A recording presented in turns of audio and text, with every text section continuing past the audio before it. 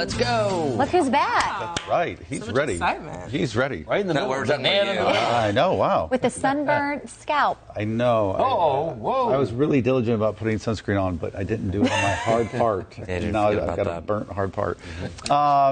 You know what? I've never heard that sentence before. On a daily basis, we talk about on the broadcast show about some downside of social media. Yeah.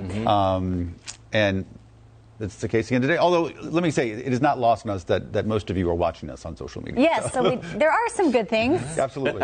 Yes. We appreciate it. But it can be overwhelming. Yeah, so this morning, a group of Gen Zers are working to create a new social media, like we need more, but it's a new app that makes the experience much more casual, they say. It's called Myspace, and it's set to release at the end of this month.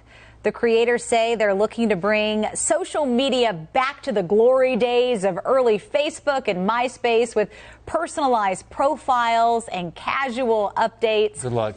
So we want to know, would you be interested in a throwback social media like this? Chime in below. But we're also talking about this because singer and rapper Jelly Roll taking a break completely from social media. Yeah, his wife said he's leaving social media because people keep bullying him about his weight. Come on. In a podcast, she said, "Enough is enough, people."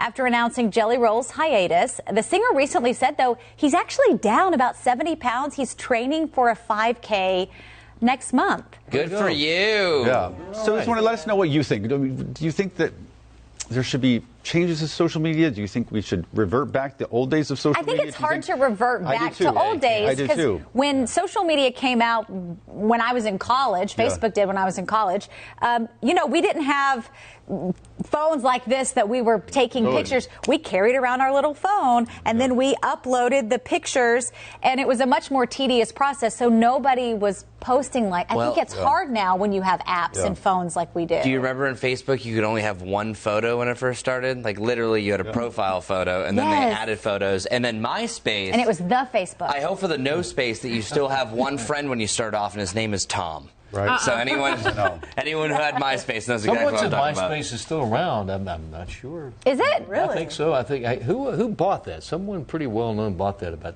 5. I'm going to try to log in. Yeah. I tried to log in like a few years back, and I, of course, don't remember my password. Someone notable bought. Oh, Justin Timberlake. I was going to say, Jake. For how much does it say? $35 million. Yeah. What? MySpace? About 5-6 years ago. In 2011. Yeah. Oh, in 2011? Oh, that was a poor investment, JT. Like $35. That's one album. No, in 2016, Time Inc. purchased it for $87 million. There you go. What do Still we out not know? Yeah. Who's on it? That's what I'm like. Are you on it? No, I'm not. MySpace. I wonder what they mean, though, in this story. MySpace.com. By reverting back. Because, I mean, You can't go back in time. Yeah, you can't put the toothpaste back in the tube. Right. Yeah, we're going to take features away. There was a certain naivete back then, we were all I remember, innocent and everything. Not anymore. Yeah. You'll still get those notices sometimes, on this day back 12 years ago, and it's like, you say, "I'm eating pizza." Oh yeah, totally. Yes. It was very rudimentary stuff. Oh yeah. I don't see us going back to that. Yeah. Or your friend sends you a message. It's like, "Can't wait to see you," and you're like, "Oh, this is what it was." I feel like this is a great topic for me to come back to because I intentionally, as I took a long weekend, stayed away from some, not going to say completely got off of it because I did, but intentionally made an effort to step away from it. So nice. Amazing. You feel great, don't you? It was amazing. I did that over spring break. I did it for 7 weeks during paternity leave, and it was very refreshing. Yeah. Because I didn't post a single thing.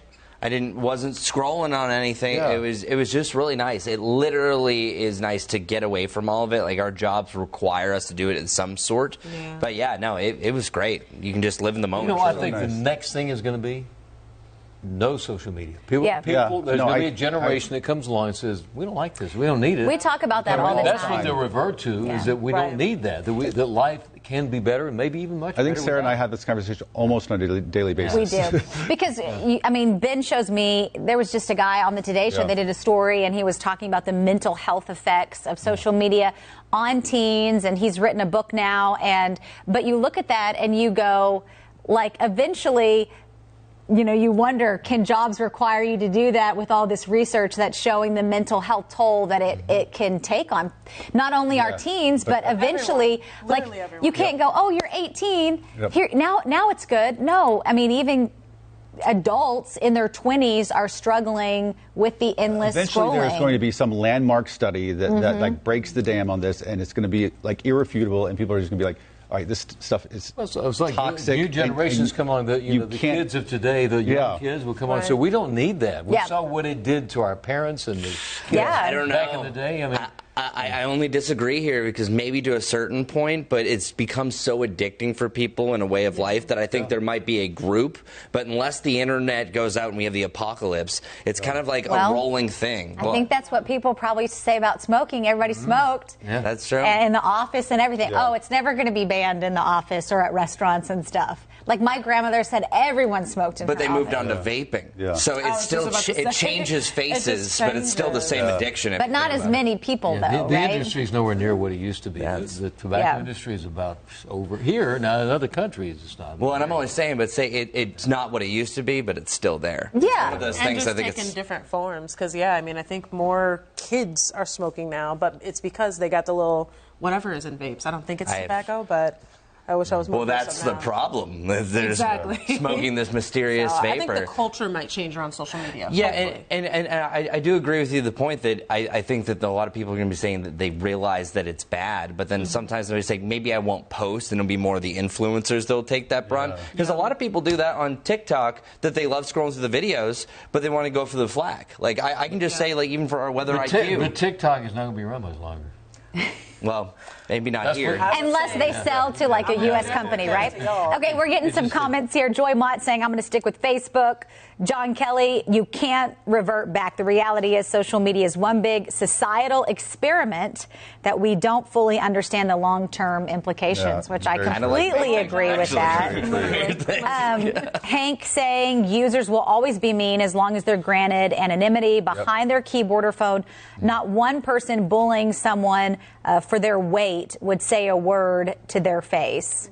Oh, absolutely true. Yeah. I've thought social media is often like road rage in that people get very bold when they're behind the wheel of another car and they're 15 feet away. Face to face, right? Oh, yeah. You know, and it's very easy to get I'm so sorry. Exactly. Come face to face, and it's a totally different story. I saw a thing on it was like a Instagram reel of, I don't know if she was a DoorDash delivery person or what, but the person ordering the food did not leave a tip, evidently because she only had cash at her. She wanted to give her a cash tip. And so the driver was upset about it and left her kind of a rude note in the meal. But the whole thing was captured on the doorbell ring camera, and she dropped, and the girl getting the food was so nice and was like, oh, I want to give you cash. She was like, I don't need it because you should leave tips for people. And you could tell she felt so uncomfortable, but it was a perfect example of how you get so brave until you see someone's face. And then you actually have to talk to them face to face, you know? Not even at that point. Like, I've had people that have said some things, and even if you just respond, they're almost mortified. It was like, oh, we didn't expect that you were actually managing this, and we were going to respond to it. That you're a real person? Yeah, you're a real person. And have real feelings? Somebody else is managing your page. But yeah, like, even when you confront them, they just think that their comment's going to go unrecognized. Now, some people are extra trollish, and then they'll fight back. But yeah, it really is incredible. It's snowballing out of control. But just think about, like, if we get those comments or adults get those comments and we hopefully know who we are and our identity, but think of children having to deal with this. Their frontal lobe isn't even developed. And that's the sad part. That's like the really obvious stuff, though, is like the bullying, and everybody says that's bad and okay, you can get rid of it or whatever. But I think the more pernicious stuff and things people don't realize is how you compare yourself to everybody. Totally. Oh, yeah.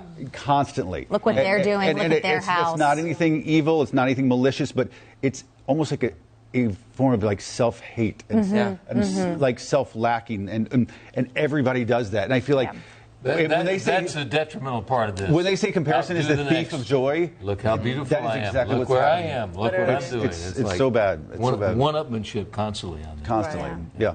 All right, folks, let us know what you think. We could go on forever. And thanks for joining us here on social media. We do appreciate it.